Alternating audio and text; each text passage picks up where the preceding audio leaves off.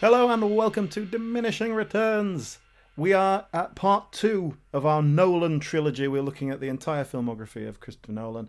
And today we're going to be looking at The Prestige, The Dark Knight, Inception. Those 3 films. And I am Alan. With me as always is Sol. Hello. And joining us this week to discuss the works of Nolan is our friend, perhaps now colleague, let's say. Let's not get too familiar. Emily Slade. Wow. What an introduction there. Cold, Alan. Well, that is appropriate. We worked out last week that Christopher Nolan is cold on the emotional front. Wow. Are you going to start taking away my chair to enforce me working? You saw that, right? That Christopher Nolan has no chairs on set because if you're sitting down, you're not working, which is like totally ableist. But like, whatever, Nolan, you make alright movies. I think we discussed this on our previous episode, but apparently it is also bullshit, which I think we also discussed on our previous episode. Or at least he said it was bullshit. I think Anne Hathaway said it, and then his people were like, no. So yeah, well, today we're dealing with the midsection of Nolan's career. He's established as a Hollywood A-lister. What an absolutely astonishing run of films. I mean, you messaged me and you were like, Christopher Nolan, and I was like, and then you were like, The Prestige, Inception, and The Dark Knight, and I was like, alright! Out of all of them, yeah. Well, what do you think of his earlier work? Just as a kind of quick rundown. So it's like, I've seen Memento. I used to watch that a lot, and I liked it. Watched it a lot, trying to figure it out. Very confusing film. Cute. It's like Gimmick the movie, isn't it?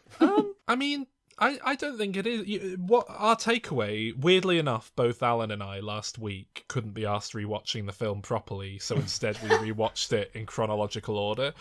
As in plot. Oh, nice.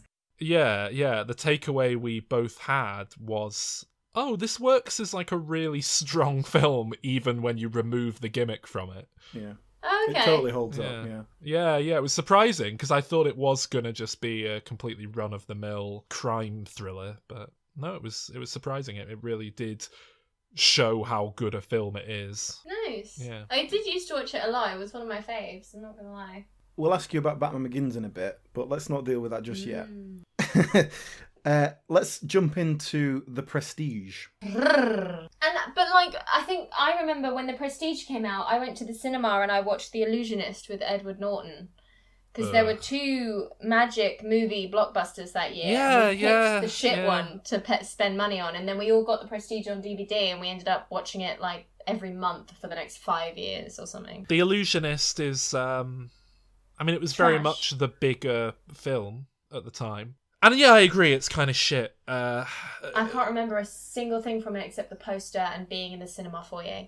When you tell people that there's this wonderful film called The Illusionist, you then have to go, no, not the Ed Norton one, the animated one from Sylvie and Chomet.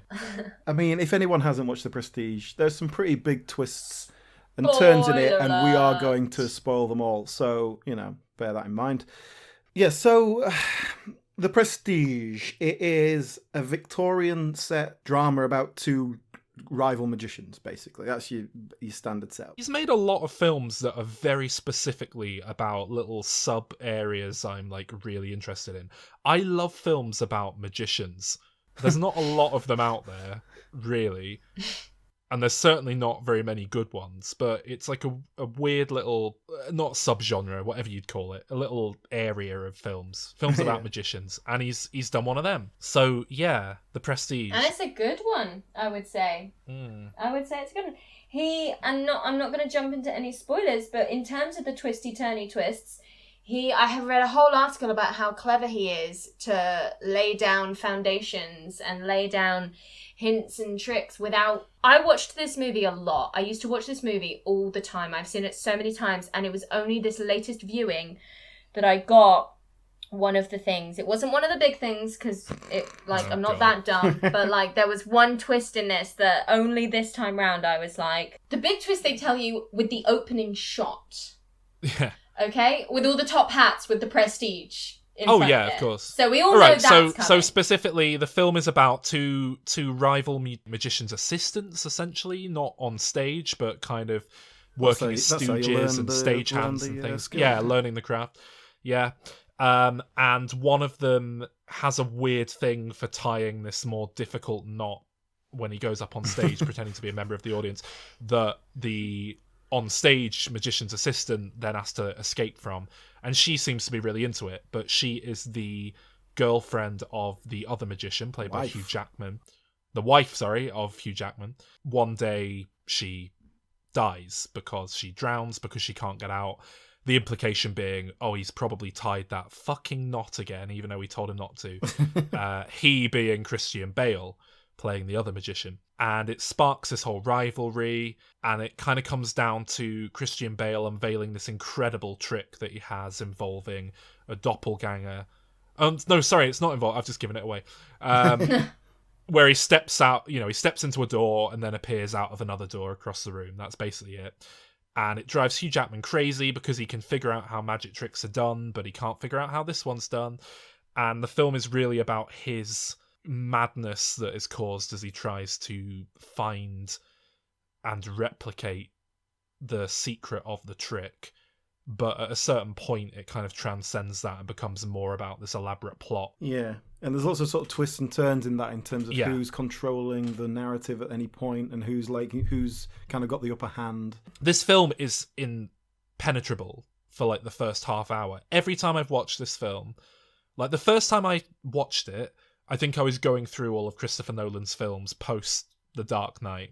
For about half an hour, I was just like, I don't have a fucking clue what is going on. I do not understand this film. I cannot begin to follow it. And I think the real trick of this film, because, initially I thought, well, I'm just struggling to follow things or it's a complicated film. I think it's edited. It's so fast-paced that you just cannot tell what is going on. But then as it begins to give you... And it's worth noting, if you haven't seen it, the whole thing is, in very Christopher Nolan fashion, told completely out of chronological order. As it begins to go on, just pieces begin to fall into place. And by the end of the film, it's like, oh, that made perfect sense. I understood every second of it. I just had to kind of stick with it and let it all fall into place. And I think it's a really remarkable bit of storytelling because, the whole point... It's a tight movie. The whole point is obviously they are mirroring the structure of a magic trick as closely as they can within film editing techniques. And they lay out the structure of a magic trick, the prestige being a kind of emotional catharsis after the twist, a kind of payoff of the twist. Anyway, yes, Emily, sorry, I've kind of got in the way there. What is the twist or the hint of the twist that you only just picked up on? The big main one that we'll go into later is very obvious, and I never missed that one. Please don't for a second think I did. I think I find the movie even a little bit patronising near the end, where it's like, do you know what, did you, and it's like, yeah, we got it 25 minutes ago, calm down, movie. It's a throwaway line at the beginning where he's talking to his wife when she's still alive, and she's like, well, who are you? Some stranger with no name. You change your name, you come here, and who are you? You're not who you say you are. I never picked up on that. So then later on, when Hugh Jackman, there's this a sort of mini reveal, and Hugh Jackman starts speaking in an English accent, and I always used to just be like, did no one tell Hugh Jackman that he was speaking in an English accent? Why is he doing that now? I never got that he was the lord, the count, and that was the whole thing. I was like, maybe he just won some money and now he has a big house. What? The reason that doesn't come across as this big twist, a big reveal, is because it doesn't really mean anything, and it doesn't add anything. But it does. It means everything. The whole reason that Christian Bale is going to be in prison, it's all part. The reason he's able to enact his revenge and get the machine from Tesla and all of these things is because he's a wealthy lord. But you never question it. You never think, because it's all about class. Obviously, Christian Bale's the working class, oi oi, girlfriend, shiny shoes. Hello, my name's Christian Bale. I'm talking with my real voice. Hugh Jackman always was in an American accent, which I always thought was weird. But again, it's a put-on American accent to seem more exotic to the punters. And he's actually this English lord. And that's the whole thing. That's why he's so rich. And that's why he's able to keep Christian Bale in prison. That's why he's able to buy the machine. That's why it's all of these things that I never got. And I always just used to be like, why the fuck is Hugh Jackman now suddenly got an English accent? I'm so confused. What is going on? And it was only this viewing that I was like, oh, he was the Lord the whole time. Now everything makes complete sense. No, Emily, it's a different guy. I know. No, it's not. It's his doppelganger's the English one. Yeah, it's the Shut actor up. who just became really successful. No. and Yeah. You bought can't a fool me. peerage. I know it's really impressive how they do the prosthetics on Hugh Jackman to kind of make him look. I've got to say, I love it. I've never really picked up on the makeup in this film until this viewing, but it is phenomenal. I mean, there's the obvious, they bury Christian Bale under a heap of makeup to disguise him. Yeah, that's obvious. They stick a beard on him, whatever.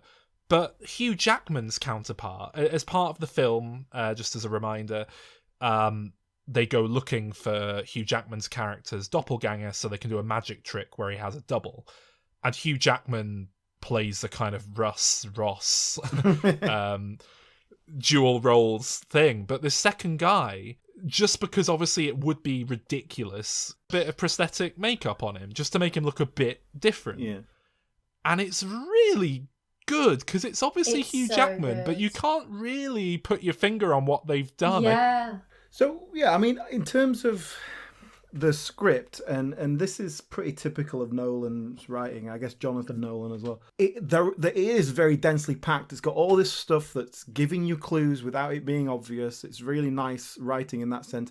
You got a bit at the beginning where there's a trick where they make a bird disappear and then they bring it back, but actually they're not. They're killing a bird and then just bringing a double out, which is a big clue. There's a little kid going, "Oh, what happened to his brother?" Like that's a clue.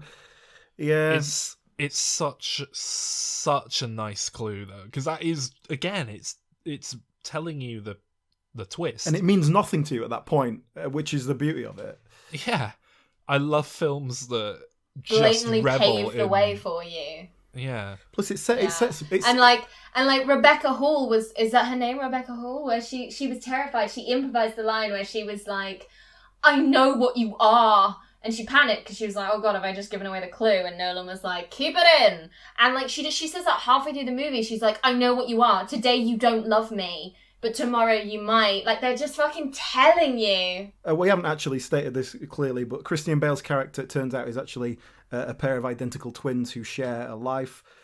That is the big secret they keep from everyone, including their immediate family. And even that, is set up and explained because you see them earlier on with the old Chinese magician guy. Yeah, who produces a fishbowl from seemingly nowhere full of water. But the trick is that he appears to be crippled, but he's actually incredibly muscular and healthy, and he just carries this fishbowl under his robe between his legs and then pretends to be crippled the rest of the time.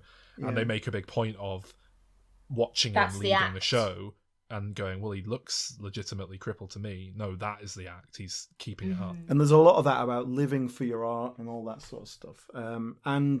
But yeah, so because Christian Bale's character is actually twins, there's a lot of stuff with the wife where she's like going, "Oh, sometimes you say you love me and I believe it, and sometimes it's not true." You get this real sense that at least on some level she's seeing two different people and she doesn't understand why.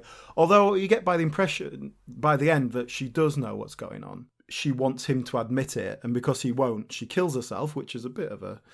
Classic Nolan. What, suicide? No, using a woman's pain to continue a man's plot. Oh, boys, we're going to get into that. Don't you worry. None of his movies pass the Bechdel test. Really? Well, we touched on this last week as well. We spoke about Batman Begins, which obviously led us on to what a terrible, terrible character Rachel Dawes is. Which led me to, I kind of get the impression Christian Bale isn't that great at writing women Christian Bale. I'm sure he isn't I was like, either. wait, what? No, sorry. I promise you, in every movie that you've given me, a woman dies and is used to as a characterization, a personality trait for the male.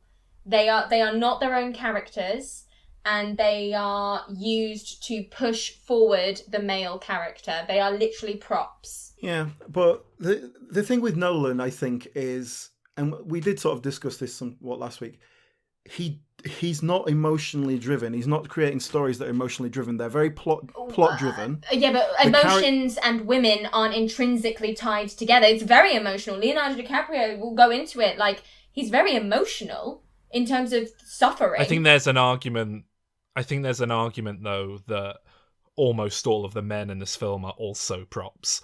I think the only two legitimate characters are the two leads, Hugh Jackman, Christian Bale. And even then, they're kind of very... You don't really feel like you get a sense of who they are and what makes them tick beyond the very superficial... Because you're not told who they are. Yeah. There's the plot that you don't know who they are, I guess. So I know what you're saying. It'll be interesting to continue this discussion in the next two movies. For this one, I think I understand, because the whole point is that everyone's meant to be a bit sort of, ooh, who are they? La la la. The motivational factors for these characters are twofold. Love, and that's a secondary thing, but the main one is professional admiration or validation in some way. They have these very basic driving factors, and it means they butt heads. And that's it, really. At an emotional level, it's very simple, and I think that stands for most Nolan films. But he wraps it up in these very, very interesting stories and tightly woven stories as well. And that's fine. That's what you, especially you know what you're getting with that. But yeah, you're not going to get a good emotional story. And if your lead's a male, then what's a nice easy way? Wife's dead, right? Great, tick. That's that job done. If he was writing a lead female, the husband would be dead. Like, that would be it. Why hasn't he though? Did you get stage magician women back in that era who were taken almost seriously? Definitely. No. Did you? Yes, like in the same way that there were black people in Victoria, England. Like, I think you can look back on history and see, just because you're not seeing it in the movies doesn't mean it didn't happen. I don't personally know, but there were women pirates that are never in the movies. They are. Margot Robbie's going to play one. Cutthroat Island. There was probably female Victorian magicians as well. Actually, there weren't really any female magicians. No, it wasn't a thing. Okay, but like, this is one movie. How many movies are you guys like? I'm not coming for you guys. I'm just trying to make a point. That... Oh no, I think we're gonna make the point. Like I say, I don't think Christopher Nolan's great with women. No, he tries with Inception. Not to jump ahead. He tries. We'll go into that. I think I'll say it now. I wrote a whole thing.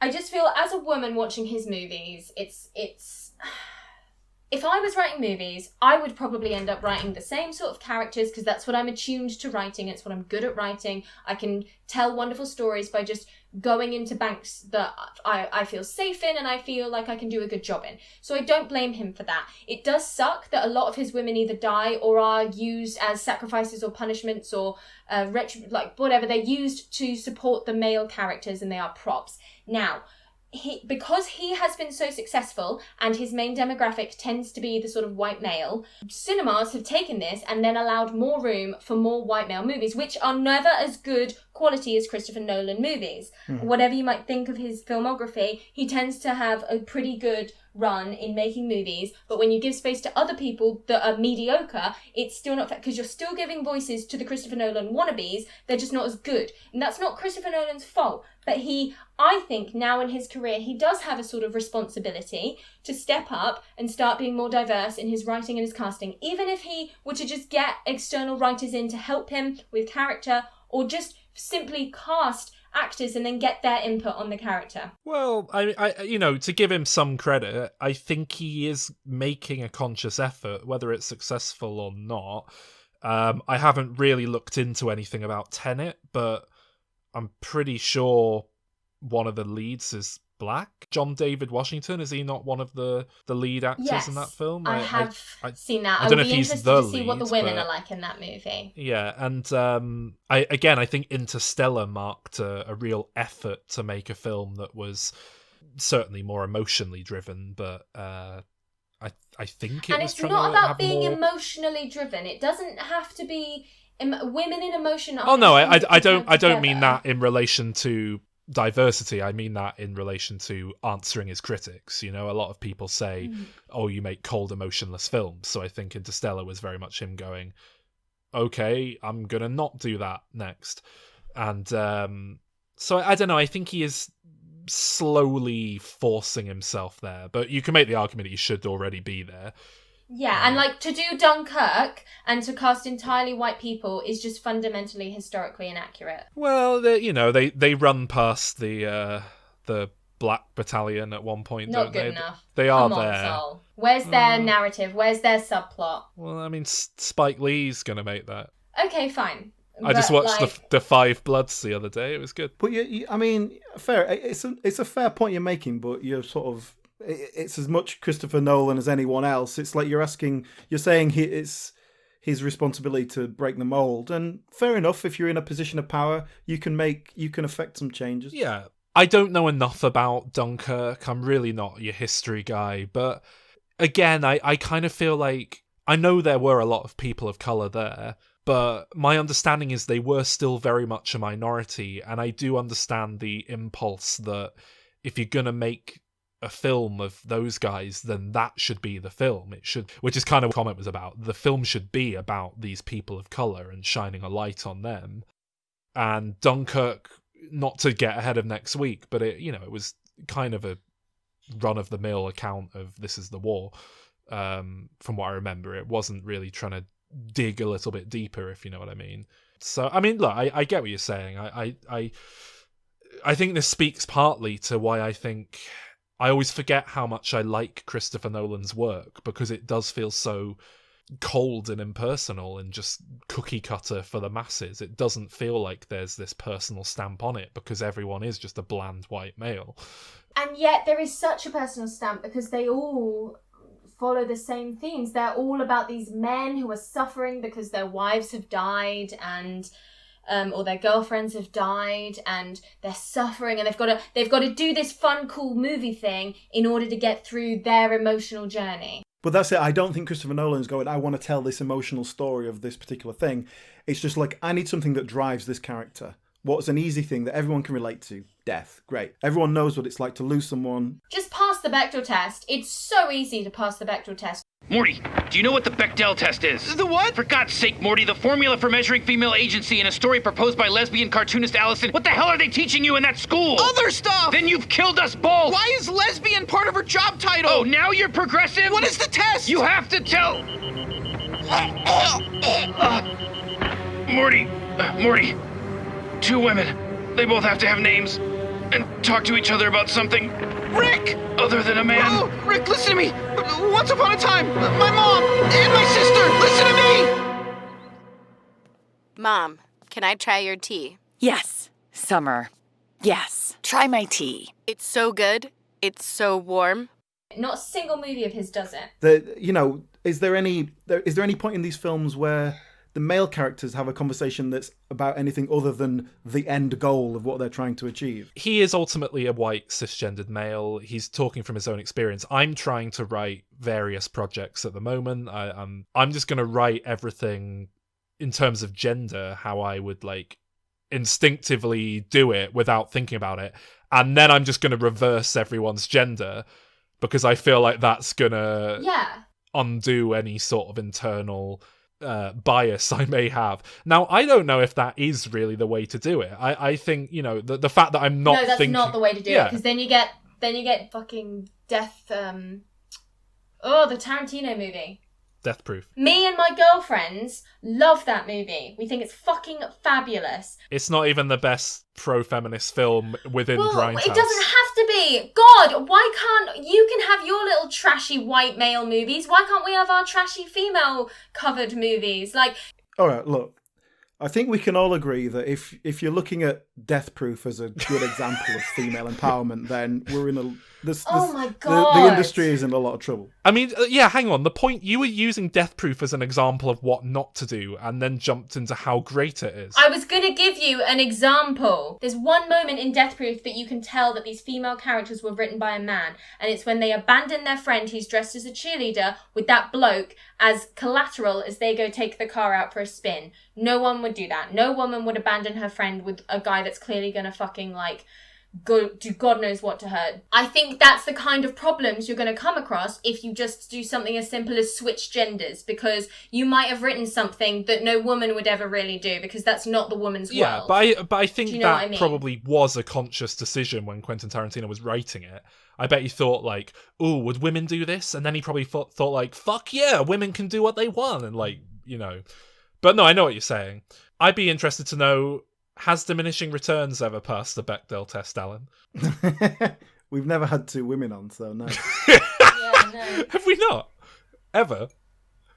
No. Oh, terrible. Look, Christopher Nolan hates women, so let's put a pin in that. I'm sure it'll come up later. Mm-hmm. It will. But I think, I mean, one of my major problems with The Prestige is I find it very emotionally unsatisfying. And like we said, we kind of expect that with Nolan, but even from the plot point of view, like, the payoffs aren't emotionally satisfying. Like, the way the reveals come. I think the emotion works. You kind of recognise it as all right, that character's happy with that. The only one moment I would say is a real failing is, I suppose, the very final moment, The Prestige, when Christian Bale's double, you know, he wasn't executed, goes and picks up his daughter, and it's like, oh, he can be a father to his daughter instead, and she kind of has a happy time without losing her dad, as far as she's aware. I think that is meant as your emotional moment, and yeah, to be fair, it doesn't really hit on that level, but I think it's fine. I don't think The Prestige is ever set up as an emotional drama. Yes, it is. It opens with somebody's wife dying. It is entirely fueled by emotion. But that's what I mean. It opens with someone's wife dying, but in a very emotionless way. It should be the most emotional movie, but it's not. Yeah, but it's not trying to be. I don't think that's a failing on the film. It's When Hugh Jackman is going after Christian Bale's character, because his wife said, it's not because the emotional outpouring of his wife dying, all that. It's just vengeance. It's this very cold, like, well, that happened to me, and so I have to do this to atone for it. It's not emotional. And then the same with, and then it very quickly, that emotional level of the wife dying turns into just professional jealousy and that sort of thing. And there's no line there. It just sort of like, okay, we're dealing with this now. But I think that's fine. You know, films do that. You know, Night of the Living Dead, if it was handled in a different way, could be emotionally devastating. The amount of people who die in that and the trauma they go through.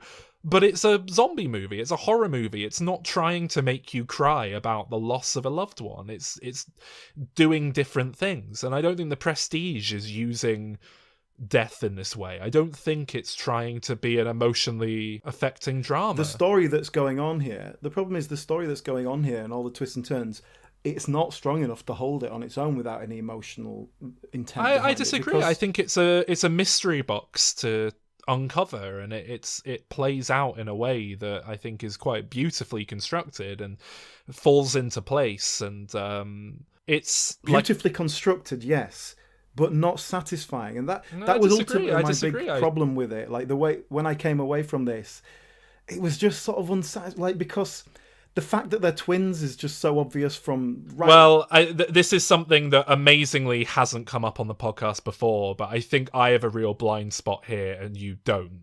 Like, one of my favourite films is Sleuth, and you hate it because you're like, what? Of course, everyone knows what's going on when, so-and-so walks out as so-and-so. And it's like, well, I didn't. When I first watched that film. So did you not get that they were twins? Not the first time I watched it, no. No, not the first time I watched it. Not until it was actually revealed? How late in did you I pieced it together before the reveal, but, not massively which before. You're meant to. Yeah, it was still in that you're final meant to get moment. it just before. Exactly. And that's what makes it satisfying. Christopher Nolan, this is the article I read, it's when Michael Caine is describing the man goes, or Hugh Jackman's describing the man goes into the door and he comes out the other door, and Christopher Nolan films it and edits it in such a way that you never ever see the second man come out the door. So the idea of a twin never crosses your mind unless you've already pictured him coming out the other door, and then of course that's where your brain goes, because where else is it going to go? I actually thought I'd missed something because I rewatched this with my girlfriend, and I was waiting for the shot where Christian Bale, steps into the cupboard or whatever it is, and then steps out again, and then they cut away, and I was like, what? Yeah. If I completely... They cut away because otherwise you'd guess it. You'd guess the twist. And so he misdirects the audience by not showing you, and then have Michael Caine telling you it's a doppelganger already, and Hugh Jackman's moved on by this point. So the audience have forgotten to try and figure it out already because you're just being told what's going on. And you're confused. And I think if you're not trying to figure it out, because of course it takes 2 seconds to genuinely be like, well, if someone else stepped out the end, it's probably a twin, isn't it?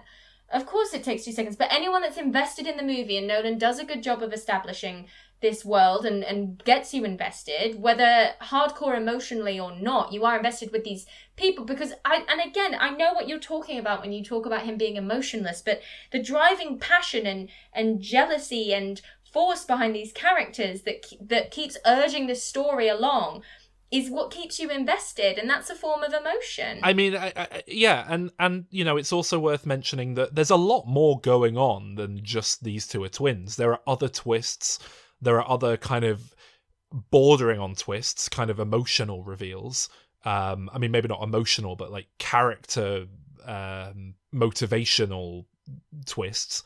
And the film is told out of order in a way that also means that you're kind of conscious, constantly trying to put it together in a way that you wouldn't typically be doing.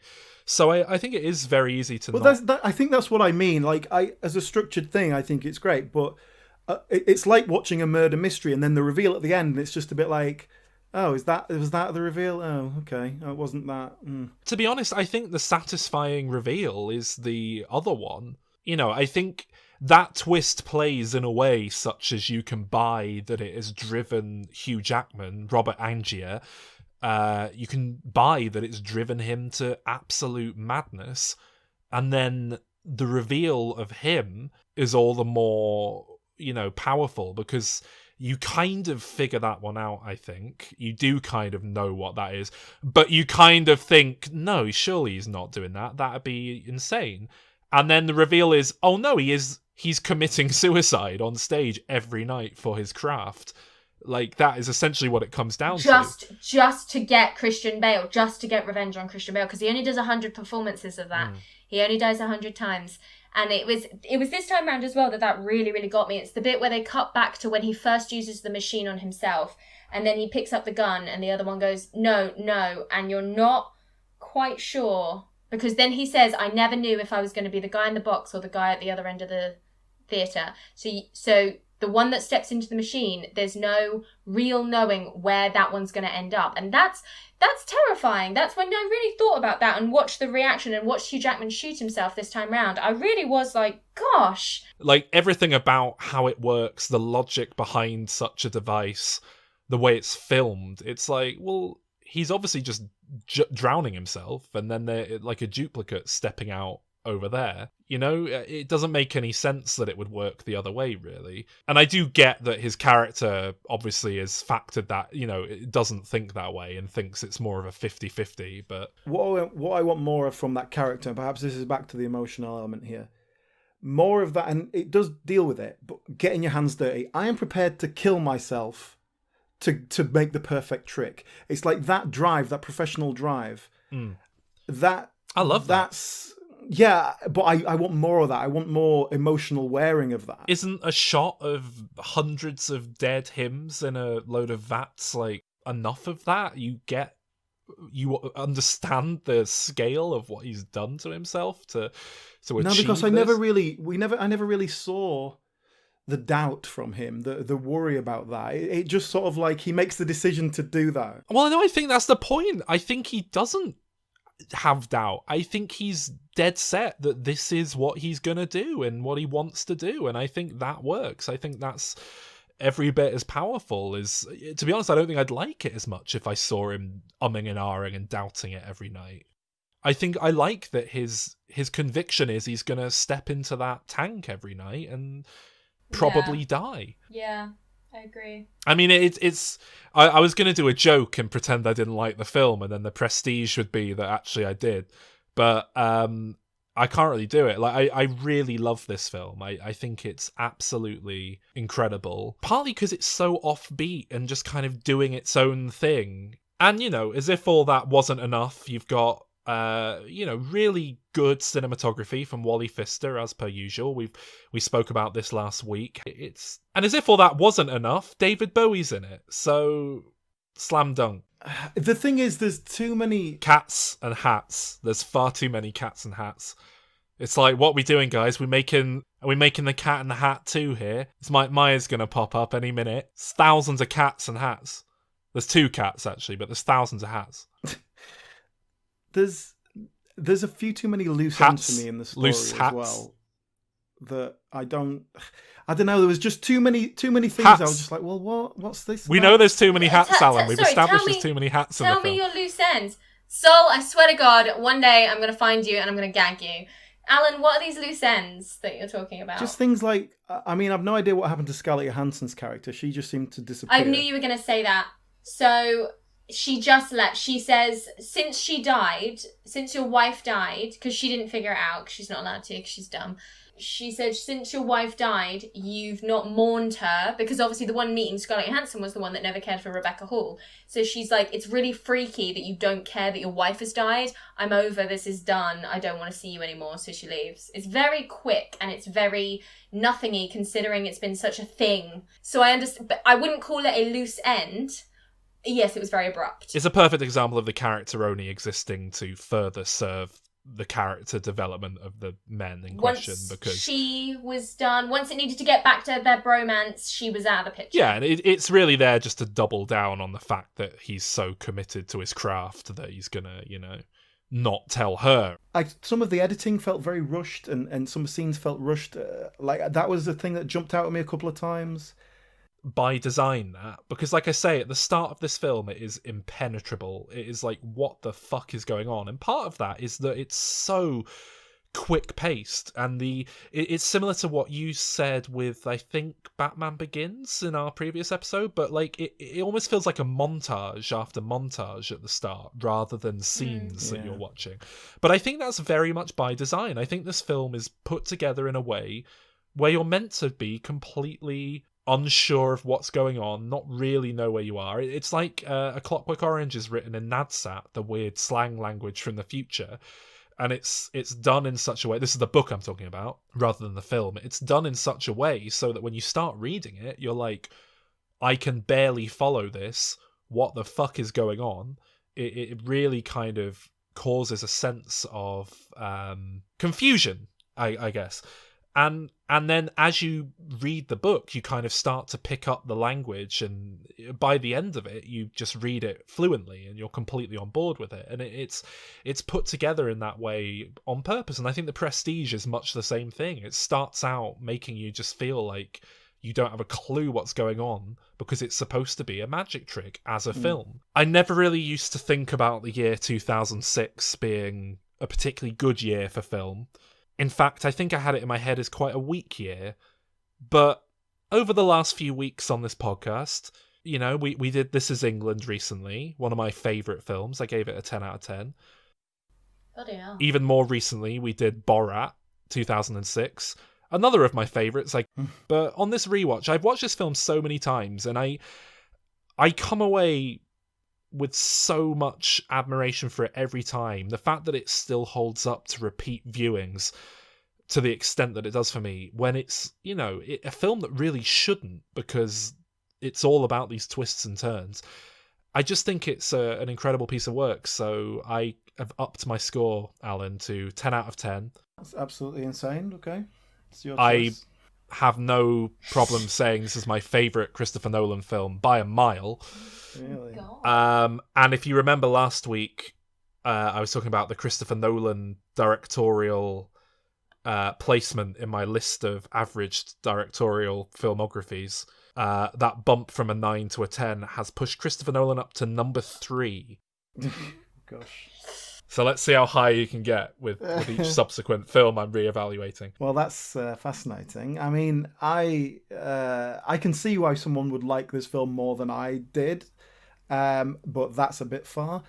There's a few too many, like I say, kind of loose elements for me to really like that much. And ultimately, yeah, I found it all unsatisfying somehow. I think perhaps part of that is like the first time I watched this, I thought twins, like so early on. It was, perhaps I'd heard there was a twist and so I was looking for something, I don't know. But plus, maybe this is just, again, an area of knowledge, but identical twins in magic is like as old as it comes. It's like if Hugh Jackman went to see him and doing a cutting the lady in half trick and was like, oh my god, how does he do it? This is impossible. What is it? Like, and then he like cuts women in half for 10 years until he figures out how to do it. Oh, what a film. It just feels like it. But hang on, isn't that what The Greatest Showman's about? I haven't seen it. But... So, yeah, I don't know. Ultimately, somehow unsatisfying because I think, basically, I think this is it. The elements in the story that are like, ooh, that's interesting, are the ones that don't get explored for me. Anyway, ultimately, I gave it a 6 out of 10. What the fuck, Alan? Wow. Sort Right yourself out. Jesus Christ. I think this is very firmly an 8 or a 9, and there's just enough in it for me on a personal level that tips it over the edge into being a 10. I think a 6 is absurd. You've lost your fucking mind. I watched this movie loads when I was younger. I really do love it. I love everything. I love that it's set in the Victorian era. I love the closeness of it. I love the cleverness of it. I really do appreciate this film. It does annoy me. The older I'm getting, the more I'm getting annoyed about the female characters, especially when it keeps happening. And I'm going to give it an 8. I think it deserves an 8. I think that's more reasonable. 6 out of 10. 10 out of 10. That's fucking ridiculous. Absurd. Yeah, I never really give 10 out of 10s on a first viewing. It's very rare that happens to me. It's usually like I'll go, wow, that was... It has to earn that. Yeah, that was great. And then I'll come back to it, and I'll come back to it, and eventually I'll go, you know what? It's that good. It's a 10, and bump it up. And it's finally happened to The Prestige for me, so 6 out of 10. That's Alan, come on. Well, anyway, so Emily, you said there that Christopher Nolan films often incite fanaticism. No, you can't help but come into this movie and not see every single person that had a black t-shirt with Heath Ledger's face on it for 10 years since 2008. The posters in every single person's bedroom and the tattoos on every single person's thigh and arm. Every Halloween. Every Halloween still. Well, some of them have moved on to Harley Quinn now, but yeah. It was good. We'd never really seen anything like it before. It did some different stuff. It's got some great themes. It works really well within the narrative of the story. I think it helped that he died. It definitely didn't do them any harm, yeah. So the character possibly undeserved. Well, that's it. That's because we do now. It's an Oscar-winning character now. Yeah, my point I was getting to was that the fanaticism of the Joker, I guess specifically in this film, The Dark Knight, we're now talking about, it really primes someone like me, and I imagine this is true for Saul, definitely. To hate it? To hate it, yeah. Oh, God, go back and listen to our Joker episode, and I think you will hear that us fighting through that, being primed to hate the film, to kind of come out feeling because it's, not terrible but not great. That's Joker that I'm talking about, rather than The Dark Knight. I completely agree. Look, then I have to say I have no time for method. I have no time for method is a luxury. To be a method actor is a luxury. Yeah, but it's a very privileged actor who's a method actor. Well, yeah, I get it. On Christopher Nolan films, there are no luxury. You can't even have a chair to sit on. But in most big Hollywood blockbusters, you're allowed a bit of luxury. I don't think, I know, yeah, fair enough, it is a luxury, and you don't have that available to you 9 times out of 10, 99 times out of 100, outside of being at the very top. But that's not to say it's a completely invalid way of doing things, just because poor people can't do it. Yeah, I know what you're saying, but I also think the character itself is I'm biased. I'm so biased because it instigated this sort of madness in men at the time, where they were like, yeah, it was like Fight Club for a new generation.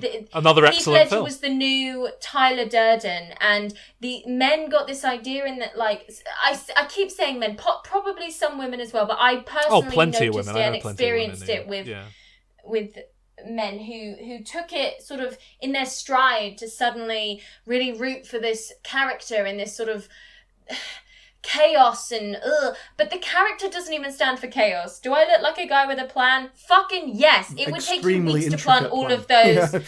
So convoluted of a plan. He stands for chaos. He still, like, burns a insanely huge stack of money to make the point that it's not about material gain. He's absolutely about like chaos, and I think very sincerely, just because he's lying about how much effort he's put into it. I will say another thing that kind of primes me to dislike stuff with the Joker in it is I touched on this in our Joker episode, and I don't think I really put it across as well as I perhaps should have.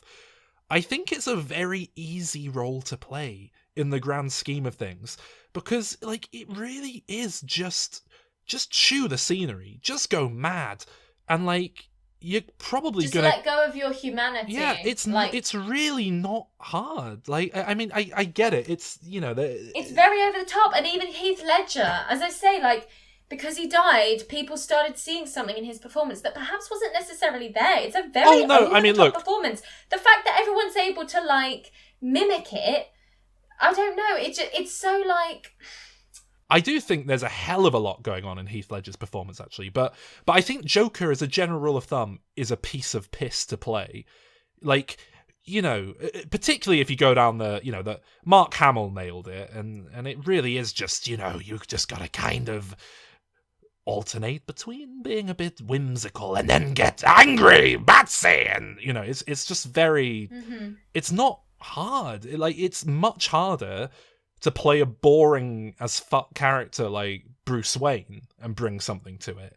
Now, on the flip side of that, I do think, if we're going to get Heath Ledger out of the way up front, I do think Heath Ledger's performance transcends that. I think his performance here is utterly incredible, to be honest. And I'm a Joker skeptic generally, as much as I like the character. But Heath Ledger's performance actually has a lot of very odd delivery that isn't the obvious way to play it at times. And it really, my best guess with Heath Ledger is he watched that video, old interviews with Tom Waits, and went, oh yeah, I like that. I have a growing level of popularity throughout the intercontinental United States, Japan, and I travel extensively in Europe as well. I don't do half bad. They tell me you have a new market now in Ireland. Is that true? Yeah. I've performed in Dublin and done very well there as well. You look like a leprechaun. You should do well there. Well, I'm also big in Philadelphia. I'll do a bit of a Tom Waits impression. Like, he's having fun with it, and it's, I think the writing helps. I think he has some brilliant lines and some brilliant moments that lead to more interesting choices. I think whenever you look at a very good, especially Academy nominated performance, you always have to then really look at the writing and see if you were... And the direction, yeah. And the editing. And be like, how many choices were there? Oh, yeah, how many takes did that allow to get to that performance? And the thing, basically what I'm saying is, I think Heath Ledger, his performance of the Joker, I think it absolutely deserved the Oscar that he won for it. Hands down, no question, he earned that Oscar. But I don't think the Academy would have recognised it had he not died. That's kind of where I come down on this. I don't think he would have won it had he not died, but he deserved to. So, yeah. That's all right, though. And I think the character has greater legacy now, 10 years hindsight, because the character didn't come back. You know what I mean? Like, all right, they've reinvented the Joker or whatever. But, they didn't all right, next film, Heath Ledger escapes from Arkham This is the thing, though. You say the character didn't come back, and whilst, of course, that specific character didn't come back, and I think Nolan would have had the grace to not bring the character back. No, 100%. I mean, there's different takes on this. Some people think that Dark Knight Rises would have been quite Joker heavy. I don't think it would, but I think the Joker would probably have had that role that was given to Scarecrow. He would have been the one doing funny trials with people as everything was going wrong. But what wouldn't have happened is we probably wouldn't have had Jared Leto or Joaquin Phoenix. We wouldn't have had those. No one would have written that Joker character without Heath Ledger and Heath Ledger dying as the Joker. Only because Todd Phillips would have cast Heath Ledger to do a prequel. No, I don't think he would have done. I don't think people would have touched the Joker in the same way. Or I don't think that's true. Honestly, I remember in 2008 thinking, well, that's it. No one's ever going to touch the Joker again, because not only has he nailed it and there's nothing else to be done with it, but Heath Ledger's dead, and out of respect for him, people aren't going to go near it. And slowly people came around to the idea of okay, I think it's time we can do another Joker now. I think for the longest time, because of the death, people were a bit more. I mean, Christopher Nolan's said as much. He didn't even want to touch on the Joker. There's barely a reference to the Joker in The Dark Knight Rises because of respect for Heath Ledger passing. I mean, the film itself, it's easy to forget where it came from, but it's the direct sequel to Batman Begins, which was, all things considered, quite a modest film. It was obviously a big budget affair and reinventing a genre, but it wasn't nearly the 230 million extravaganza that The Dark Knight is. It's a whole different. Yeah, you can tell there's a significant increase in budget. Yeah. And scope, that comes with that, and desire to really just go balls to the wall, and it's a smart thing to do. They kept back on the Joker, knowing he was going to be this incredible asset to the film, to wait till they had all the money in the world to play with, and the end result is The Dark Knight, which we have spoken about on this podcast, about 200 episodes ago or something. I think it's a phenomenal film. Absolutely top of its genre in terms of, not in terms of superhero filmmaking, but in terms of action filmmaking. I think very blatantly Christopher Nolan was emulating films like Heat. I'd struggle to think of an action movie with big practical effects work that holds a candle to this, honestly.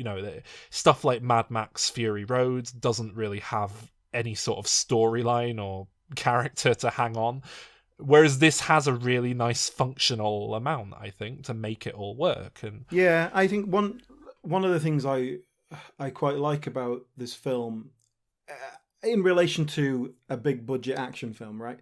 So there is this whole thing where they have this extraordinary rendition, and then they're torturing people, but then they have the moment where they go, hang on, is that something you really want to do? Is that something you want to stand for? And it doesn't get into too much detail, but it just has that conversation, where are those lines? When is it important to just get the information? I like that it has that element into it, about as much as you're going to get in terms of character. I think you've touched on something that is perhaps something of a weakness of this film for me, really, is I think it feels a bit unfocused. I think it's trying to get into too much stuff at once. I think the strength of The Prestige is it doesn't bog down with all these little side things that it really could have done. Whereas The Dark Knight, it's like not only are they talking about torture and chaos and law and order and all these things, that they get into the fucking ethics of hacking people's phones at one point. It's like, this is too much stuff that you're trying to tackle in one film, even if it is nearly 2.5 hours long. That's all. They're all building to the same point of like, where do you draw your moral line? I agree. I always thought this movie was a bit bloated, and this was the first time I watched it that I genuinely, truly understood what was happening in every single scene. And because I used to just constantly complain, I'd be like, The Dark Knight, you just sit around waiting for Heath Ledger to come back on screen. Like that whole segment where he goes to Hong Kong, I used to just be like, why are we here? What are we doing? There was no reason for that man to go back to Hong Kong. They could have easily not done that, but then we wouldn't have had Batman jumping out of a building. So like, and it's like 20 minutes, and it establishes the sonar on the phone. But like, you could have done that in Gotham. We didn't need to go to Hong Kong to do that. Well, the important part of that is, I think, is more establishing the fact that Batman has no jurisdiction, the fact that he will chase people to the ends of the earth based on what he sees as justice and what's necessary. Break international law. That's it. It opens up a whole box of questions about policing the world and things like that, and it doesn't really have the time or want to get into it. So I agree. You know, I think this film could be streamlined a bit, cleaned up a bit, but you know, I think I have to say, you know, this is a very flawed film, and I think it annoys me because it's so frequently cited as the greatest film of all time, which it so clearly isn't.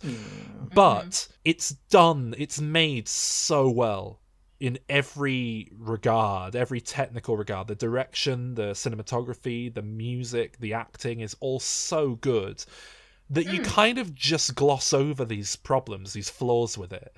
Oh, we're going off on a 5-minute tangent. Well, you know what? Christian Bale and Michael Caine have got so much charm that I don't care. It's good enough to work in spite of its flaws, I think. And you know, I'm kind of trying to highlight how good a film I think this is, because I feel like I've been quite negative. I think it is a good film. I just always remember feeling dumb watching it as well, and being like, why are we in a courtroom again for the third time? Christian Bale's also massively amped up the ludicrousness of his voice for this film, which I've really tried to dig into, figure it out. My best, I can't find any official line on this, but it seems to me, so apparently the official plan for Batman Begins was that I think there's even a deleted scene where Batman uses a voice modulator, and I think originally they were going to like artificially tweak his voice in post when he had the suit on, and apparently you can see in the suit there's a little set of speakers and a microphone if you look carefully. And somewhere along the line they decided not to do that, to cut the scene that would explain it, and to just have him doing his actual voice. Now I think once they made that decision, Christian Bale was like, oh, we're not going to do it in post, I'd better amp up how extreme it is. And the end result is this absolute joke of a voice that almost ruins the entire film. It's so fucking ridiculous. I get the need to like disguise his voice, but it sounds like a child trying to be an adult doing a prank phone call. We've discussed this before. As with all Batman films, the least interesting thing is Batman. And you know what? I have to say, this is the best attempt to make Batman, Bruce Wayne, interesting in any Batman film shy of Batman Beyond when it's old Bruce Wayne. Because they really go out of their way to give him some fun stuff to do as Bruce Wayne. You've got to really play up the billionaire, playboy, idiot thing. You're going to use that as a cover. And I don't find him boring in this one at all. I think the whole trio of power and the struggle and the ideas that are coming through in this movie, when the three of them are standing off at the end, when you've got Jim Gordon, Harvey Dent and Batman, and then you've got the Joker in the middle of them all, I think it's all played really beautifully. I think it's all interwoven quite well, and one character could work without the other, really. And I think Batman's really cool. I really love watching Christian Bale in this role. I think it really works, because he's got, as an actor, the tools to make this character interesting. But then I've never really had a problem with Batman in my Batman movies, to be fair. Yeah, I mean, it does what needs to be done, really, isn't it? But for me, this is the Harvey Dent story. That's what this film is, and I'm really on board with that. But that's because you like Aaron Eckhart from all the indie films you've seen him in. I do like Aaron Eckhart, you know. He's a funny one, isn't he? Like, what? He never quite made it to like A-list status, but he's good. He's solid. Like Harvey Dent's the one with a nice character arc and this kind of whole journey, and the Batman is something of a Bruce, I guess, is something of a mirror to him, with obviously the love interests coming from either side, and then the Joker is just almost like the devil on the shoulder on the other side, kind of pulling him to the dark side, you know. I just don't quite buy it, and maybe it's because his face turns into half CGI, and it's just not that kind of a film beyond that. But I think it's done about as well as one could hope for. I think having him as the pure good character is fine.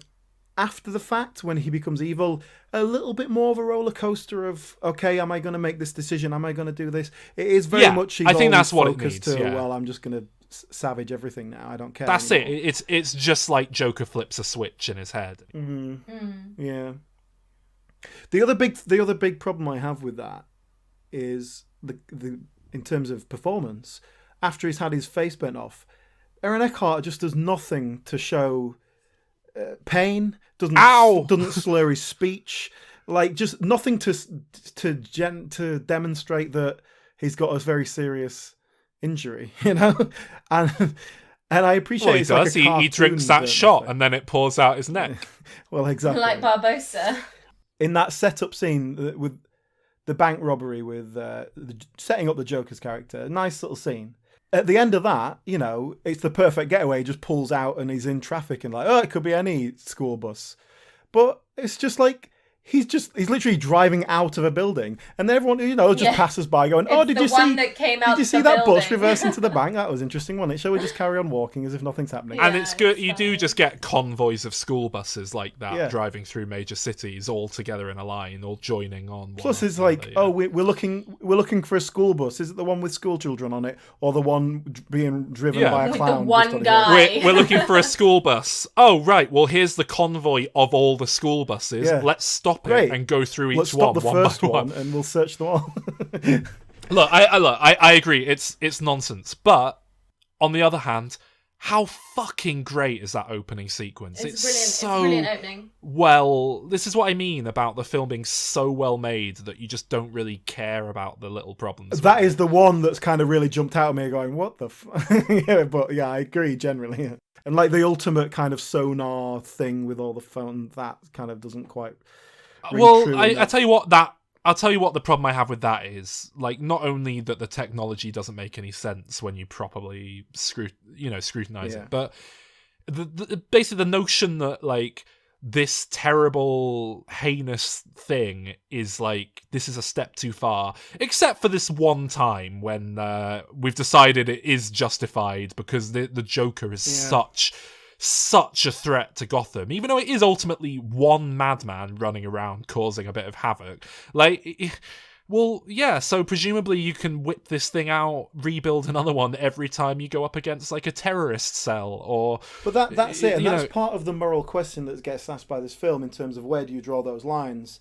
And I'm not saying it gives a very satisfying answer, but... That's it. I think the answer is, well, we can do it this one time for the Joker, because he is just that much of a problem.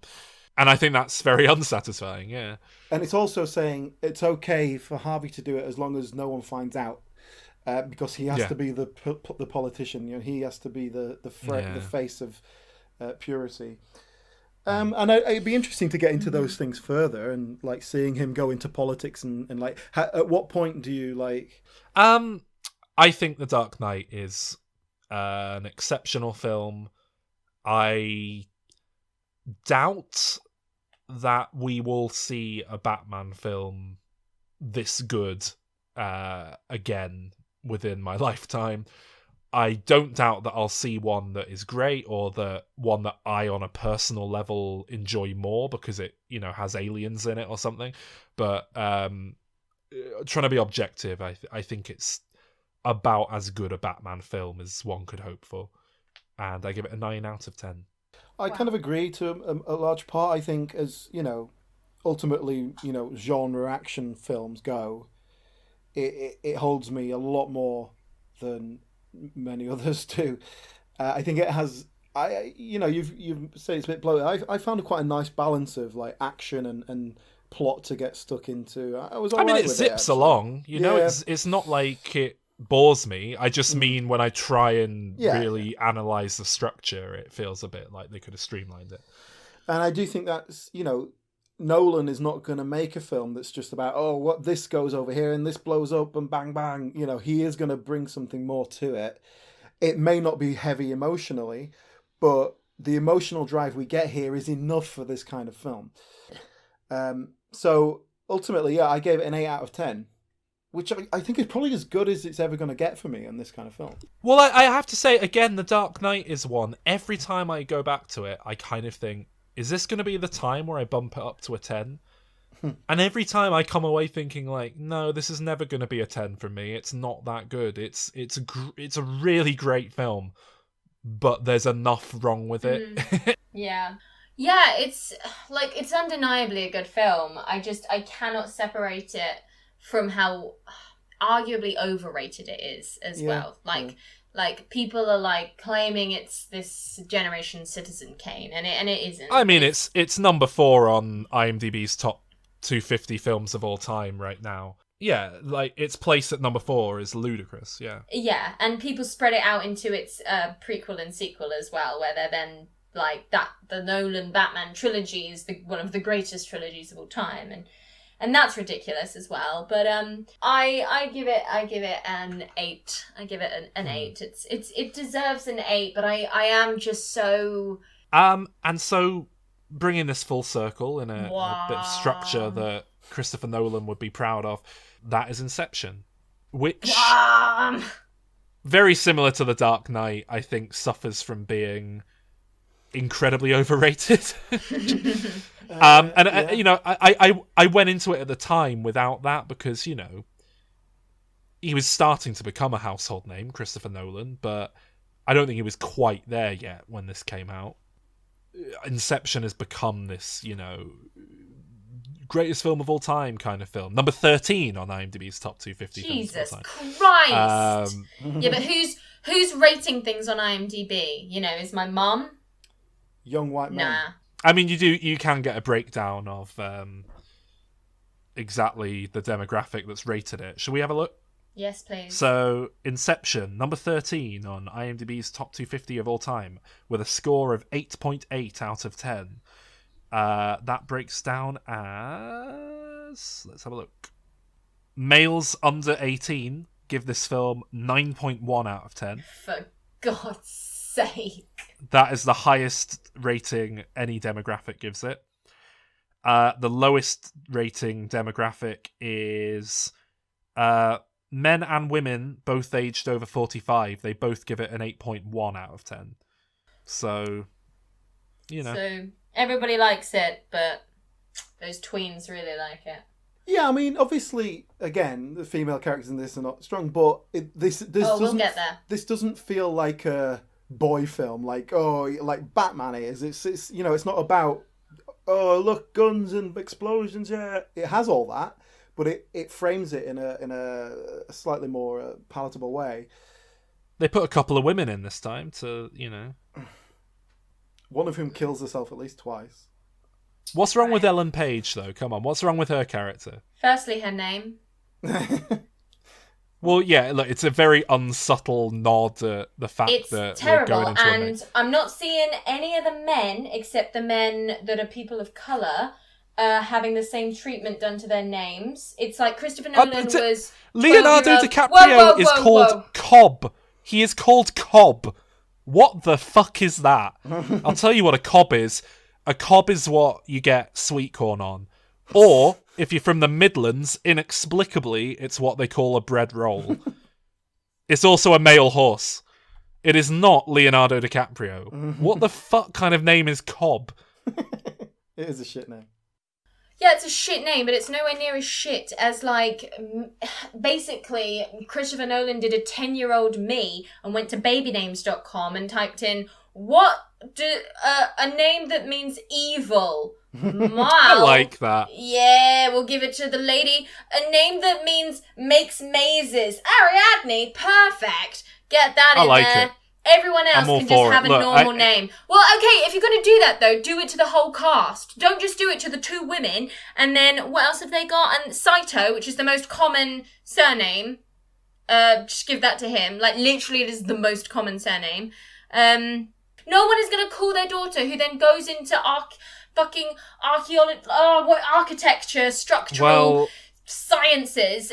Did anyone call their daughter that? Or is she a product of Leonardo DiCaprio's subconscious? Oh, maybe. But then why does no one else have a stupid fucking relevant name then? because he's a sexist man who doesn't put as much subconscious thought into characterizing his female characters as his male characters. Have a 7-second opportunity to pass the Bechdel test, and they fail.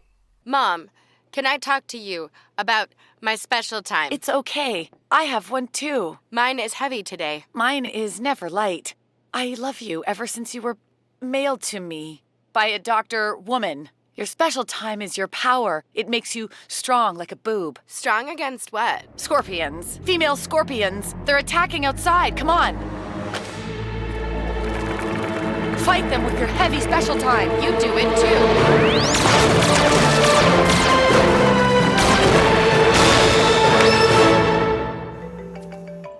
Hello? I'm that Supreme Court lady, and you f***ing did it. We did it. Marion Cotillard's character is... This is the thing. Right. They are still... Really, I love... The women in this movie in particular, I love Ellen Page. I love that when you cast Ellen Page, you know you're going to get Ellen Page, and they don't try and doll her up. They don't try and... I mean, sometimes when you don't cast Ellen Page, you still end up getting Ellen Page, like with The Last of Us. I don't get that reference, but okay. All right, well, that's a great joke if you play video games. I know she's in it, so... No, she isn't in it. She voices it, doesn't she? No. Oh, okay. That's the joke. They stole her likeness for that game, and it's a bone of contention. I thought she voiced it. No. What was I saying? Yeah, so I really like that when you cast Ellen Page, you get Ellen Page, and you get everything that comes with Ellen Page. And then on the other end of that, you've got Marion Cotillard playing like a fucking Hollywood starlet of a role, like pure evil glamour puss. What you keep saying she's evil in this film? Where have you got that from? In the narrative, as an audience member, you are meant to see her as the bad guy. She turns up in every scene to fuck everyone over. What? How are you not meant to see her as the bad guy of this movie? Because she's just a figment of his imagination. She's a manifestation of his issues. Everything sucks because she is there to make things suck. Of course she's the villain of this movie. No, everything sucks because Cobb is repressing very badly a whole load of grief for his dead wife that he arguably killed. You never blame... As an audience, as a basic movie-going audience member, you don't blame Leonardo DiCaprio's subconscious. You blame the physical character of Marion Cotillard. With all sincerity, I never once feel the slightest bit of malice towards Marion Cotillard in this film. I think she's deliberately supposed to be a figure of empathy. You're supposed to feel very sorry for her. Yeah, she's a tragic character at work. You know, I think if anything, you're meant to... I don't think you're really meant to see a villain in this piece, but if there is one, I think it's very firmly Cobb, Leonardo DiCaprio, and the fact that he's kind of putting other people in danger. He gets his, like, let's say it's not a dream and the thing topples over at the end, like, how is that the villain if he gets his happy ending? And not because Nolan is clever or complicated. Fundamentally, this is a man trying to get something, and he gets it. And the person the obstacle in his way, the villain of the piece, is his subconscious version of his wife. She's not the obstacle in his way. There's lots of obstacles. She's one of many things that he's dealing with. But I honestly, I genuinely, when in 2010, when this came out, I wasn't the pretentious film cock that I am nowadays. I was a real, oh yeah, I'm going to go to the film and see this big blockbuster, amazing. kind of guy. And no, I genuinely never once even considered the idea that she's a villain or a character you're not meant to like in this film. I think she's a very sympathetic character. Her name literally means evil. I don't think it does. It means in bad. What? It Give me means the bad, yeah. It means badly, doesn't it? It is the part of himself that he has to overcome, and it's his memory. It's letting go of the past so that you can live your future. I mean, that's pretty much what it is. It means bad in the sense of like doing a bad job of something, doesn't it? I don't think it means bad in the sense of like nasty malice. Bad in general is malaise, you know. Regardless of the name, what is the actual character? And yeah, I don't see it when she comes in and shoots Cillian Murphy near the end, and it like fucks up the whole plan. You're not thinking, oh god, the bad guy's come and ruined it. You're thinking, fucking Leonardo DiCaprio, what the fuck is going on in your head now? And it establishes very early on that it's all in his head. When you're watching it, you're not when Marion Cotillard appears on screen, you're not thinking that Leonardo DiCaprio has put her there, because throughout the movie... Well, I was, I think. Okay, well, I wasn't, and like that's how I viewed it, and I've always seen her as the villain of the piece. I mean, fair enough, Well, I see Ellen Page, like Ellen Page, and yeah, I definitely come away going, well, that was totally underserved, bit of a waste having Ellen Page for that character. But then I think the same about Joseph Gordon-Levitt. I think the same about Tom Hardy. I think the same about Ken White. In fact, anything except Leonardo DiCaprio. You could argue that Cillian Murphy has more of a character arc than anyone else, but it just feels tacked on. You know, Marion Cotillard probably gets more acting opportunities than most because she's just got a lot of stuff to do, but Michael Caine does a hell of a lot with what he's given. Yeah. Tom Hardy is inexplicably popular at this point, and people love him in this film, even though he really doesn't do anything to deserve it yet. Although I must say, I actually rewatched The Dark Knight Rises before rewatching this, and it's remarkable how much that Bane voice is actually like just his voice. It kind of just comes through in this film. Mm-hmm. He's got a very British way of, oh, hello, I got to dream a bit bigger, darling. Put a little wispy over that, and it's Bane. It's yeah. I think Hans Zimmer is known for this. Christopher Nolan films are known for this, but I think more than ever, the music in this film is a technical marvel. You can tell that when Hans Zimmer and Christopher Nolan get together, they're like, what mad thing should we do with time steps that's actually a secret code that unlocks a door but you know, this film, as I'm sure everyone at this point knows, the main famous Inception theme is essentially Non Je ne regrette rien, which I can't say at the minute. I can't speak today.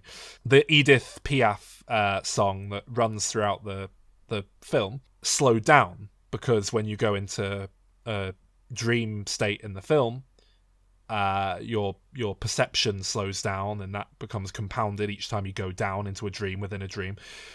It's just beautiful, because you really pick up on it when you know that's what they're doing. Every time they like get kicked, as it's called, out of a dream state, or they should be hearing the song playing, in the film score you get the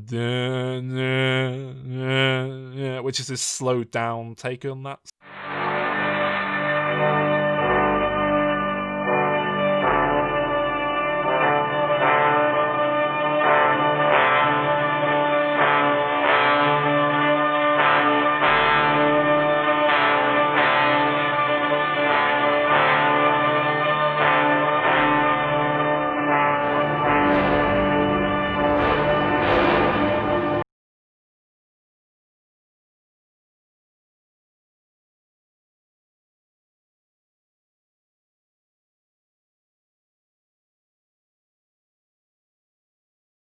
Point of view with what they're doing, it's quite remarkable, and I suppose that speaks to just how Christopher Nolan constructs films in a very technical, elaborate way, but you know, it works. That's you raised something there that I want to talk about, right? I think, you know, from a filmmaking point of view, this is how films should be made. In terms of a director going, right, every aspect of this film, the script, the production design, the music, every shot is going to add to a whole. And I think this does it really well. And you see that with The Prestige as well, to some extent, but for some reason that falls flat for me. Whereas this one, it really felt like it got all his ducks in a row and it was all coming together to tell the same story. And like that's how films should be approached. And I think it's very rare in a film of this size and this budget to get that. And I think it's just this, like you say, about this, someone who is obviously a great artist being given money and freedom. Yeah, which is pretty. Well, I think Inception really feels like the culmination of a great career, the peak, if you will. Yeah. Whether or not that's true, and we kind of come down the other side, we'll talk about next week. But it feels like this is this artist firing on all cylinders at the highest possible level in a lot of ways. And you can tell it's not been thrown together. This is obviously something he's been working on for a while. And all those things like the names, okay, the names aren't exactly subtle, but they're all part of this plan. Oh, right, well, I'm going to call into some kind of Greek mythology into this as well. Like, I'm just going to put a little reference in here. I'm just going to drop this in here. The song, Je ne regrette rien, it's all about regretting your mistakes and stuff. So, I mean, if anyone somehow is listening to this and hasn't seen Inception, I mean, maybe take a look at yourself, sort yourself out. But, I mean, essentially, I don't even know where to begin with the plot. I spoke about loving these kind of concepts that Christopher Nolan keeps going into, with them being kind of odd ones, how I love magician movies and The Prestige. I also love films that deal with dreaming and the idea of going into dreams. And it's surprisingly untouched. There's only a very small handful of films I could think of that really go there, if you count the hundreds of Nightmare on Elm Street movies as one entry. So, yeah, essentially this is a world where the sci-fi technology to go inside people's dreams exists. Other than that, it's pretty much the real world. Mm-hmm. Beyond that, it's a heist movie? Yeah, it's a heist movie. There's this whole idea that you can... I love a good heist movie, yeah. There's a notion that you can perform something called Inception, which is, as the word would imply, you create the seed of an idea so deep in someone's subconscious mind, planting it within a dream that they think it's their own idea, but it, influences them to do something or behave in such a way. And so the whole film focuses on this big elaborate heist to implant this idea in this incredibly wealthy young heir to an empire. To what they're trying to do? They're trying to get him to dissolve the business, isn't it? Yeah. I will dissolve my father's business for business reasons. Yeah. So it's very believable. There would be a lot of money put into them doing this thing, even though it's largely quite benign. It's not as evil and objective as criminals may have. It does feel a bit flat, that element of it. To be honest with you, it kind of, they forget about it after a while. It's just to set it up, and the conclusion with Cillian Murphy's character is a little bit like, okay, whatever.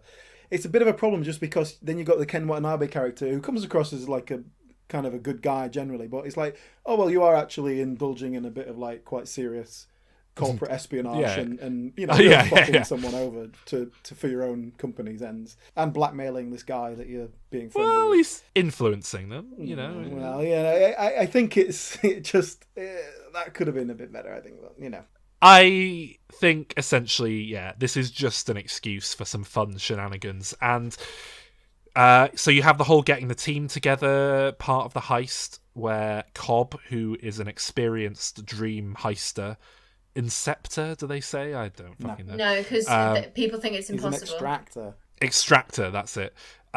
He puts his team together to help him on his mission. And what have they got? They've got an architect, someone whose job it is to create the landscape they inhabit within the dream. And she's the Luke Skywalker of this movie. She's the audience's eyes and mouth. Yeah, she's the newbie that they hire in who has no idea how this all works. There is the actor who is there to kind of play different roles by using dream magic to look exactly like different people. There is the chemist who is there to concoct a drug to allow the guy to be put on, to sleep so they can go into his dreams. Is there anyone else? Who else is there? Arthur, Who? I don't really know what Arthur does. He's the brains behind it all. He's the one who gets everyone together and makes it happen. I've heard a very nice theory that Inception is, because there's hundreds of theories about what it's about and blah blah blah, but a really nice theory is that it's a film about filmmaking, and that, you know, all of these people are stand-ins for making a film. Cobb is obviously the director bringing the project together, but you've got a writer, a costume person, an actor, in one, a set designer, and, you know, they have to go in and create this story that puts across this idea in someone's head. But that does make the set designer the most important person on set, if we're taking that. Maybe, yeah, Christopher Nolan may well think that's... I don't. Like, theories are cute, but, like, I think they just wanted to make a movie about dreams. I think it's more, in that sense, it's more about, I have to create this team. What do I know of a team that works together? What's the structure that works? This person has this job. So I think it's just using what he knows to create characters. I mean, I agree, and, you know, the big theory is the whole thing a dream from start to finish. And I'm always inclined to kind of take films at face value unless there's serious reason not to. Mm-hmm. When people have to start looking at, like, oh, you know, Leonardo DiCaprio found it very difficult to squeeze through that wall in Israel or wherever he was, that indicates that he's in a dream. And, like, there's different points in the movie where the dream starts, potentially, that never ends. And I think very clearly this film is put together in a way that it is intentionally ambiguous from start to finish. There's a lot of, particularly on this rewatch, there's a lot of points that are like, oh, that's a hint that this is all a dream then, is it? You know, Michael Caine, when Michael Caine, his dad turns up to be like, he says to him, like, what is he? Father-in-law. His butler. Oh, he's his dad then. I always assumed he was marrying Cotillard's dad. Yeah, but he was married to her, so that's his dad-in-law. Wait, what? He says to him, he says, come back to reality. You know, there's a lot that's blatantly a line with intentional double meaning for the people who are going to go back and watch it again. There's loads of that. I think that's get out of this world. Stop going in and out of dreams and come back and be with your children. Yeah. Not that you're in a dream. No, obviously the point blank superficial meaning of that line is, stop going in and out of dreams, you madman. But it's obviously written in such a way, that line, and I think put there and delivered in such a way that they knew people are going to go back and rewatch this film trying to figure out if it's all a dream the whole way. And suddenly you've got this character trying to convince him to wake up. That's what I mean. What else have you got in this evidence pile? You never see the spinning top topple even halfway through the film when he introduces the idea of a spinning top. Agree that. Like, they make a point of cutting away before it topples then. That old man, they go and visit a load of people dreaming, and the old man very clearly says, like, who are you to say what is and isn't reality? You know, it's all... I think it's very clearly constructed to work both ways, to be honest. And, you know, if you have to come down on one side, which I don't think you do, I think it's pretty clear that it's real, because at the end you see his kids' faces, and he hasn't been able to remember their faces all the way through in the dreams. Whenever you see his kids in the dreams, they're from behind. But I think you can absolutely read it both ways, and it comes across very differently both ways, because in one reading of the film, he accidentally convinces his wife to kill herself and lives with that guilt. And in the other reading of the film, she was right, and it's all a dream, and she's gone and woken up, and he's having a hard time, but, you know, another 10 years from now or whatever, maybe he'll wake up and it'll all be happy. I think for me, if we're jumping right to that end and what it means, you know, ultimately there's a deliberate scene that sort of basically is ambiguous of, you know, is it a dream or not? And I think the point of that is not to, oh, it's ambiguous, what do you think it is? The point is that Leonardo DiCaprio's character doesn't care anymore. He's found his redemption and whatever he needed to find in himself. Yeah. If this is all a dream in his head is now settled, so that's fine. Exactly. And it annoys me that people get so hung up, to be honest, on, oh, is it real, is it not? Because it's like, it doesn't matter. That's not what the film is about. I guess my point at the minute of saying it's clearly constructed to work both ways is saying that it's that it doesn't matter. I don't think, I would be surprised if Christopher Nolan, even if you asked him what, is it really all a dream or is it really reality, he'd go, well, it's a movie. Yeah. It's not like there's no correct answer. Another thing here is that this is known for being an incredibly complicated, confusing film, but I don't really think it is. I've never found it like hard to follow or understand. I think it's pretty straightforward in what it's doing. I would struggle to relay it to someone.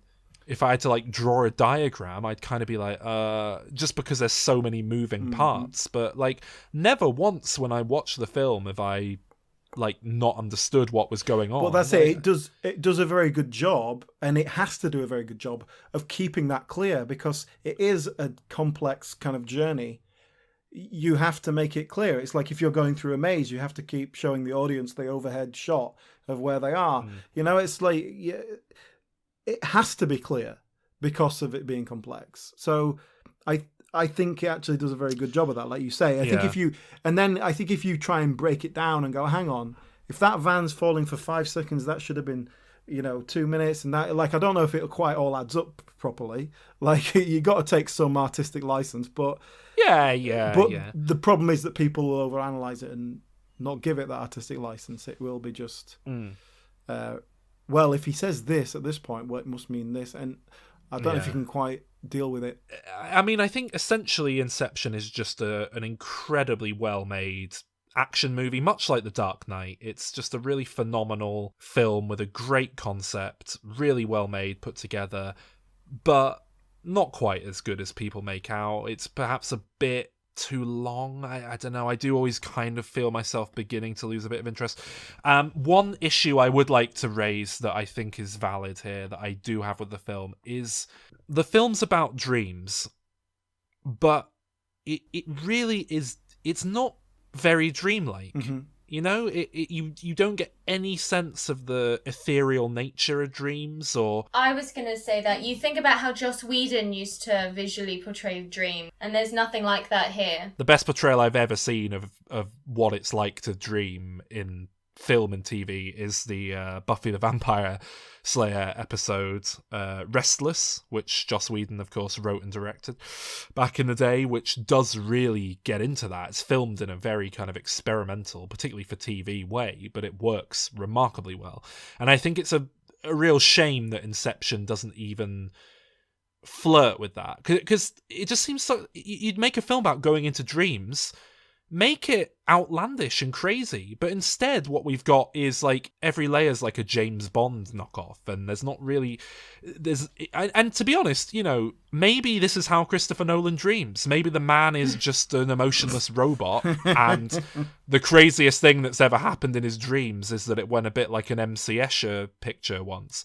But, I don't know, and I think it's a tonal decision more than anything. I understand that, like, perhaps it would detract from what they're trying to do.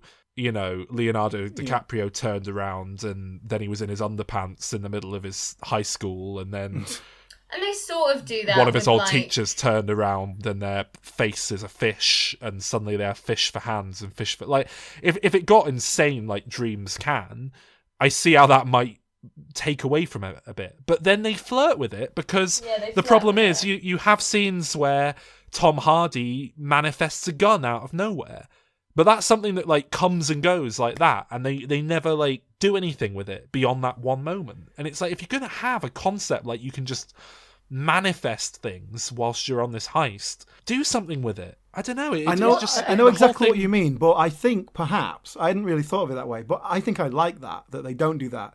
I like that it's reality, because that's my thing. And I think ultimately, if you are just like, oh, what tool do we need here? Ta-da, it's here. Or, we did an escape route through here. Click your fingers, there it is. It feels too kind of superhero-y. It just feels too magic, and I wouldn't like that. Well, yeah, but then establish what the rules are with that more firmly than allowing Tom Hardy to just do it once in the film out of nowhere. It does very much seem to establish that Ariadne, she creates the world, and she can't sort of just change it willy-nilly once she's in there. You know, when they're rushing, they need to get to this vault in a certain amount of time. You know, the whole point is that they've created this journey. It's so that it's a challenge for them to get there, like so that there's this sense of achievement at the end of it for Cillian Murphy's character. But you know, when they're running out of time, they need to get it quicker. There isn't just a quick like snap of the fingers. We can make it happen. There kind of is. She's like, I put in a shortcut. You just need to open up the hatch and drop down, and you're there. But no, she made cheats within the game. But they even say that it wasn't her who did that, but it was Eames, Tom Hardy's character, who put that in before they went in there as well. It was like there's a sense that it's all built beforehand. He put in an escape route because he was thinking, I might need that later. But it feels like once you're in it, you can't affect it that much. Mm-hmm. But we've seen her do it, you know, when she's playing with the world and she folds it in on herself. I'm not. Yeah, you're right. It's not very defined actually. But that hadn't bothered me watching it. To be fair, see that's my biggest problem with this film is I just think it's a waste of doing something set in dreams. And if you're going to do it this way, settle down what you're doing a bit more firmly. But you know that's my main flaw with it. And other than that, I think it's pretty fantastic job. So I mean, it's visually wonderful. We'd never really seen anything like it visually, and you make a brilliant point about how it's so entwined with the music as well. Like it was a wonderful, refreshing cinematic experience, I think. Like and it's, you know, it's a rare case of a film that really punches its way into pop culture in a, you know, leaves it like every fucking cartoon I watch. I love my little, you know, animated sitcoms for grown-ups. They all did an Inception parody because, you know, we can tell stories where you go into dreams. We hadn't thought of doing that. Suddenly you've got an episode of South Park and an episode of Rick and Morty and then The Simpsons and all this shit where they're going into dreams. Well, perhaps I can help. You see, I have invented a device that allows you to enter someone else's dreams and explore their subconscious. So we can go inside Homer's sleeping mind and find out why he's wetting the bed? Yes. In fact, I just used it to cure another Springfielder of his particular obsession. Normal Stu likes normal things. But wait, if those people got stuck in there, why wouldn't we? It's very simple. You see, when the dream experts go in, they attempt to take the subject to a dream within a dream. Like a taco within a taco? A double-decker taco supreme. Exactly. But only dream spies have the ability to go deeper into dream levels, and firemen have the ability to bring ladders into other people's dreams. Wait, whoa. How could you take a ladder into a dream? Because the firemen' dreams aren't like dreams at all. They're more like a dream within a matrix within a dream. Did somebody order a pizza? No. Probably one of them in the dream. All right, I'm going in. What the hell? Why would Mr. Goldenfold's dream version of Mrs. Pancakes' dream version of a centaur be dreaming about a scary place like this, Rick? Jeez, I don't know, Morty. What do you want from me? Welcome to your nightmare, bitch! Oh, here we go. Holy crap! Looks like some sort of legally safe knockoff of an 80s horror character with miniature swords for fingers instead of knives. I'm Scary Terry! You can run, but you can't hide, bitch! I don't know. I think it's significant that there's not many films that have quite that ripple effect across pop culture when they appear. Well, that's it. I think it's a really great concept. It's quite an original idea, written by someone who can form a complex structure, made by someone who is using everything at his disposal to tell the story, and but still has that obvious mainstream appeal of cool action sequences and Leonardo DiCaprio and stuff like that. And for better or worse, it completely changed how film trailers have been cut for the last decade as well, which is, I mean, it's getting to the point that it's quite infuriating. But, you know, I mean, this is why every trailer now has that pacing of, oh, something menacing, bwam, fade to black. Oh, something else, bwam, fade to black. Oh my God, what's this? It's infuriating. But it was cool when they did it back in 2010, and I suppose it's not the film's fault. But anyway, I everything you just said, Alan, filmmaker operating at their peak, but I don't know, I feel like the cracks are starting to show here. Mm-hmm. I'm giving Inception a 9 out of 10. Mm-hmm. I feel like this, I may have been feeling a bit generous, but I gave this a 9. I'm surprised, but... I mean, I was a bit surprised myself, to be honest.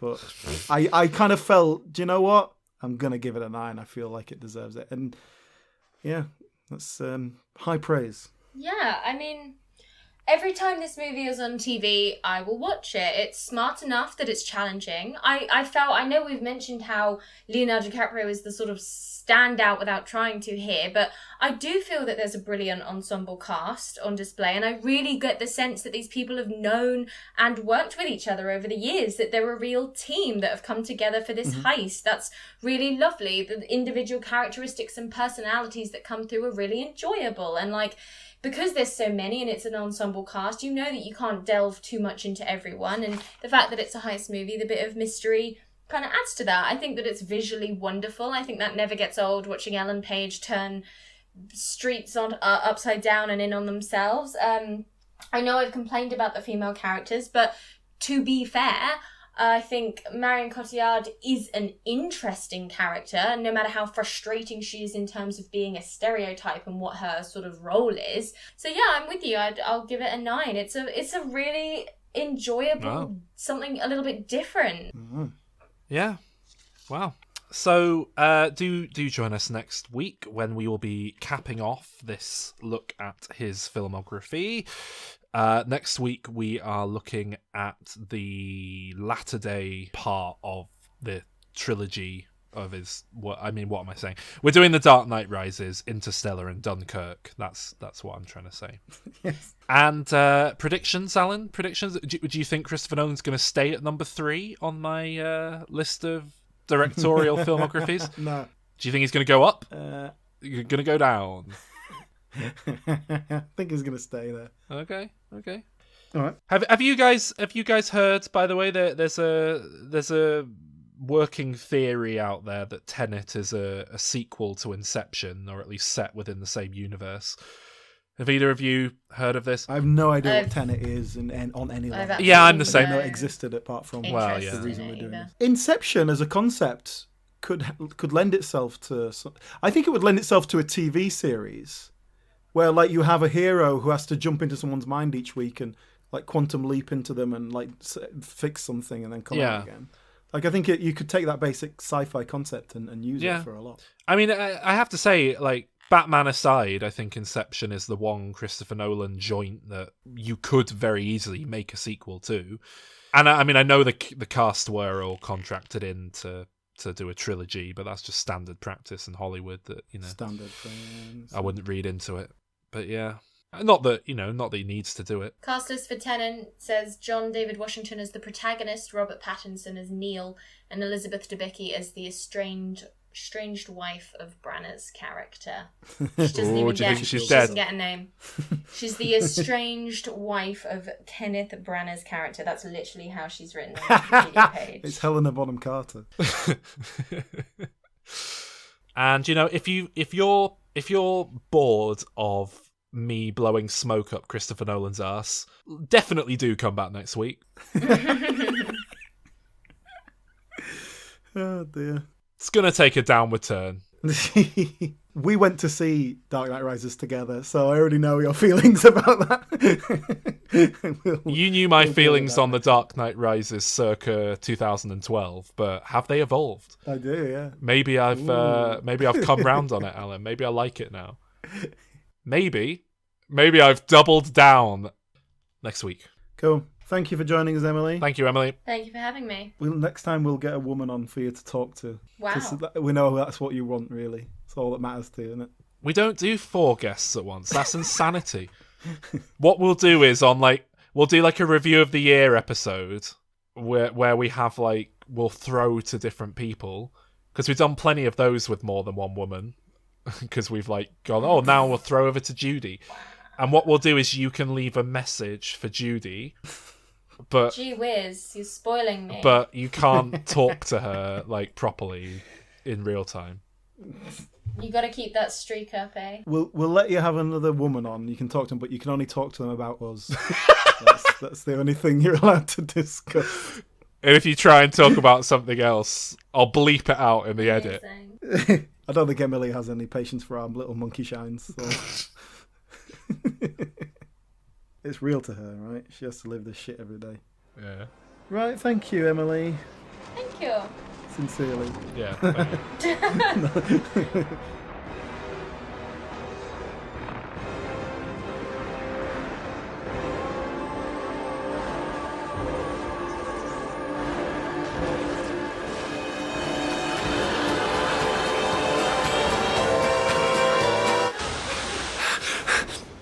We have to lose that sax solo.